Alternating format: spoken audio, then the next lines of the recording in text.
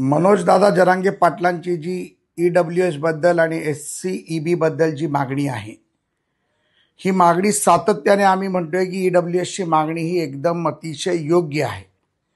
आज दादानी त्या मागणीचा पुनरुच्चार केला। मला आपल्या माध्यमातून एवढंच सांगावंसं वाटतं की ज्या मराठा आरक्षणाला खिळा महाविकास आघाडीमुळे मिळाला होता, ज्या मराठा आरक्षणाची अडचण सुप्रीम कोर्टात महाविकास आघाडीच्या नाकर्तेपणामुळे उद्धव ठाकरे आणि शरद पवारांनी ज्या पद्धतीमध्ये मराठ्यांची खेळ खेळले त्यामुळे झालं होतं, त्याला एक पर्याय म्हणून EWSची मागणी माननीय मुख्यमंत्री एकनाथरावजी शिंदे व उपमुख्यमंत्री देवेंद्रजींनी 2022 मध्ये सरकार आल्यानंतर केली।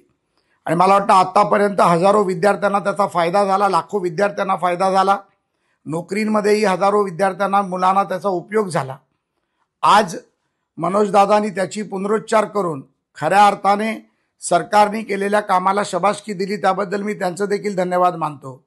आणि EWS मधनं तसंच अण्णासाहेब पाटील आर्थिक विकास महामंडळातून 1 लाख लोकांना जो रोजगार आणि व्यवसाय मिळाला आहे, त्यासाठी देखील मनोजदादांनी नरेंद्र अण्णासाहेब पाटलांचं बोलून तिथे स्वागत सत्कार केला पाहिजे, ही देखील मागणी मी त्यांच्या माध्यमातून करतो।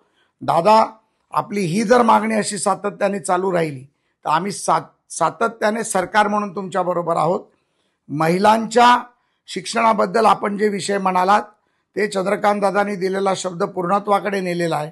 सरकारने ती योजना सुरू केली आहे। कदाचित आपल्याला ज्यांनी माहिती दिली ती खोटी दिली असेल, वाटल्यास आपण पुन्हा त्याची चौकशी करावी व या बाबतीतली आपली भूमिका स्पष्ट करावी। धन्यवाद।